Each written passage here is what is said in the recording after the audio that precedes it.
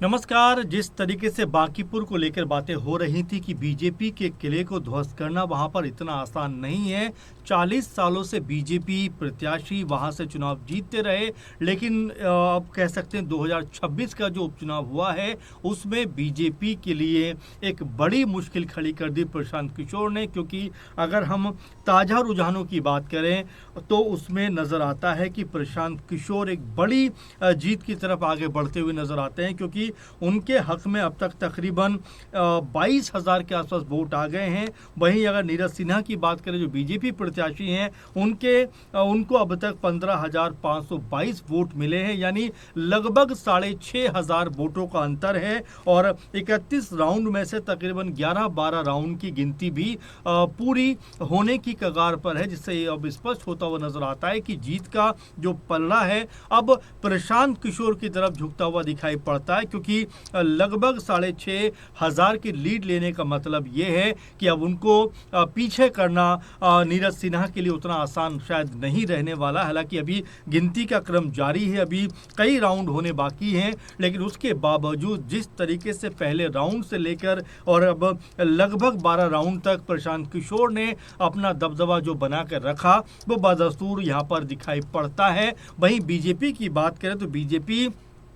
Bankipur seat को लेकर इतना ज़्यादा मुतमईन थी कि उनको ये अंदाज़ा नहीं था कि प्रशांत किशोर उनको इस चुनाव में हरा सकते हैं। बीजेपी के तमाम नेता ये बात कहते हुए नजर आ रहे थे कि भाई हम किसी को भी चुनाव में उतार दें वो चुनाव जीत जाएगा, यानी कि बीजेपी के लिए यहाँ से चुनाव जीतना कोई मुश्किल की बात नहीं है। और उसी वक्त पर जब ये खबर चर्चाओं में है कि प्रशांत किशोर उपचुनाव में जनसुराज का यहाँ से चेहरा बनेंगे, प्रत्याशी बनेंगे, और फिर ऐसा लगा कि क्या प्रशांत किशोर कोई गलती तो नहीं कर रहे, क्योंकि सबसे मजबूत किला बीजेपी का बिहार के अंदर माना जाता है बांकीपुर, जहां से 40 सालों से बीजेपी अजय रही है, उन्हें कोई हरा नहीं सका है। अब ऐसे में एक बड़ा उलटफेर यहां पे होता हुआ दिखाई पड़ा, क्योंकि पहले राउंड से ही प्रशांत किशोर ने जिस तरह की भूमिका सेट की वो बदस्तूर अभी भी जारी है, क्योंकि लगभग 6,500 की लीड उनके पास में दिखाई पड़ती है। और जब तक ये प्रोग्राम आप देख रहे होंगे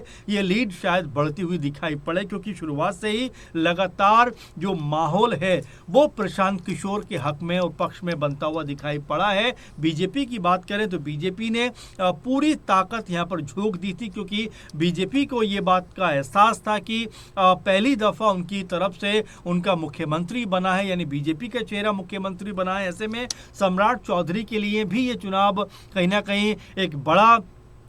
जो है आन बान शान का प्रश्न था। खुद वो भी प्रचार प्रसार करते हुए दिखाई पड़े, पवन सिंह जो है प्रचार प्रसार करते हुए नजर आए, नितिन नवीन प्रचार प्रसार करते हुए दिखाई पड़े, मनोज तिवारी पहुंचे वहां पर प्रचार करने के लिए। लेकिन जो अब रुझान सामने आ रहे हैं, जो गिनती जो हो रही है, उसमें जो अब तक के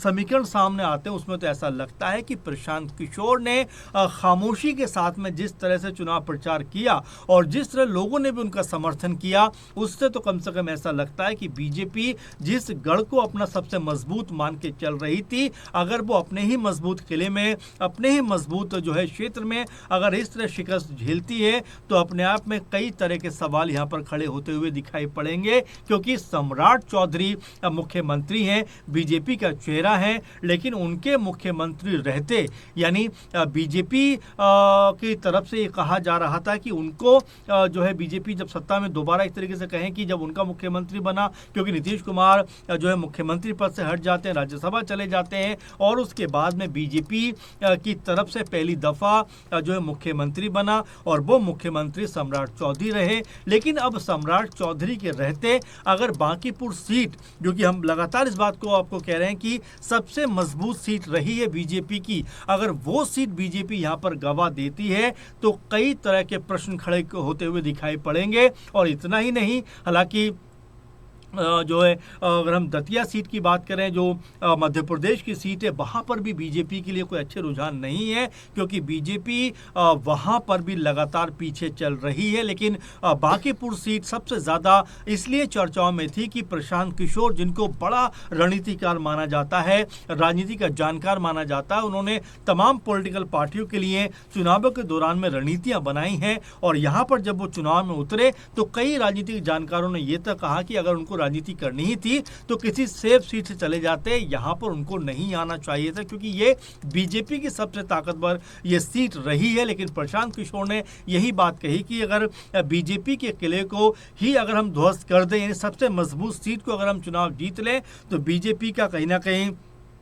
जो अब तक का ये मजबूत क्षेत्र रहा है, और इसके अलावा तमाम बिहार के अंदर एक मैसेज जरूर जाएगा कि बीजेपी को हराना नामुमकिन नहीं है। और यही बात का इशारा प्रशांत किशोर ने किया। हालांकि जब जो 2025 में उनकी पार्टी चुनाव लड़ रही थी, तब भी कहा जा रहा था कि वो चुनाव में उतर सकते हैं, लेकिन प्रशांत किशोर चुनाव में नहीं उतरे। अब जिस तरह से उपचुनाव का ऐलान हुआ, उसके बाद में जब नाम की घोषणा हुई, तो उसमें प्रशांत किशोर का नाम सुनकर सब लोग हैरान हो गए कि भाई प्रशांत किशोर आखिर क्यों चुनाव में उतर रहे हैं, क्योंकि ये सीट इतनी आसान नहीं है। लेकिन तमाम समीकरणों को जो है गलत साबित करते हुए अब यहाँ पर प्रशांत किशोर जिस तेजी के साथ में आगे बढ़ते हुए दिखाई पड़ रहे हैं, जिस तरह से यहाँ पर चुनाव को अपने पक्ष में लेकर आते हुए नजर आते हैं, उससे ऐसा लगता है कि उन्होंने पूरी तैयारी के साथ में चुनाव में उतरने का फैसला किया था, और जो फैसला अब कहीं ना कहीं उनके हक में बनता हुआ दिखाई पड़ता है। और यहाँ लगातार अब जिस तरह से बिहार में अब समीकरण बदलते हुए दिखाई पड़ते हैं, क्योंकि अगर प्रशांत किशोर यहाँ चुनाव जीतते हैं, विधानसभा में पहुंचते हैं, तो एक बड़ी आवाज कहीं ना कहीं बनते हुए दिखाई पड़ेंगे, आवाज उठाते हुए नजर आएंगे, एक तरीके से सरकार के लिए कई चुनौतियां पेश करेंगे। अब यहाँ से बिहार की जो राजनीति है उसमें बड़ा बदलाव दिखाई पड़ सकता है, क्योंकि प्रशांत किशोर को कोई भी बीजेपी का नेता सीरियसली नहीं ले रहा था, उनके बारे में बात ही करना नहीं चाह रहा था। और यहाँ तक कहा जा रहा था कि भाई अगर हम बांकीपुर से किसी को भी उतार देंगे तो वो चुनाव में जीत जाएगा। और इसी का नतीजा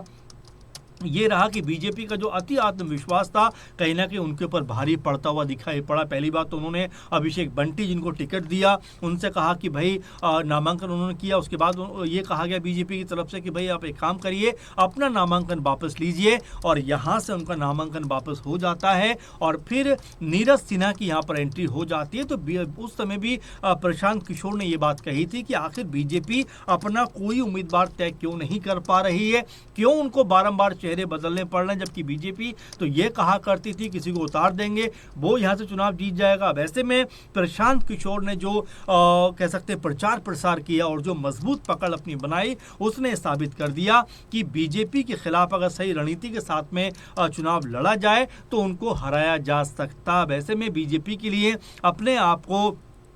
यहाँ पर दोबारा से समीक्षा करने की ज़रूरत तो है ही कि क्या बांकीपुर में 40 साल के बाद बीजेपी की हार का कारण क्या बदलाव था, क्योंकि 35% के आसपास यहाँ पर जो है वोटिंग होती हुई दिखाई पड़े। और तब भी ये कहा गया कि जनता बहुत ज़्यादा खुश नहीं है, इसीलिए घर से बाहर वोट करने नहीं निकली। लेकिन अब जब कम वोटिंग हुई तो उसका फ़ायदा प्रशांत किशोर को यहाँ पर होता हुआ दिखाई पड़ रहा है, क्योंकि वो लगभग यहाँ पर 6,500 से ज़्यादा वोटों से आगे चलते हुए दिखाई पड़ रहे हैं। और हो सकता है जब तक आप प्रोग्राम देख रहे हो वो उनका जो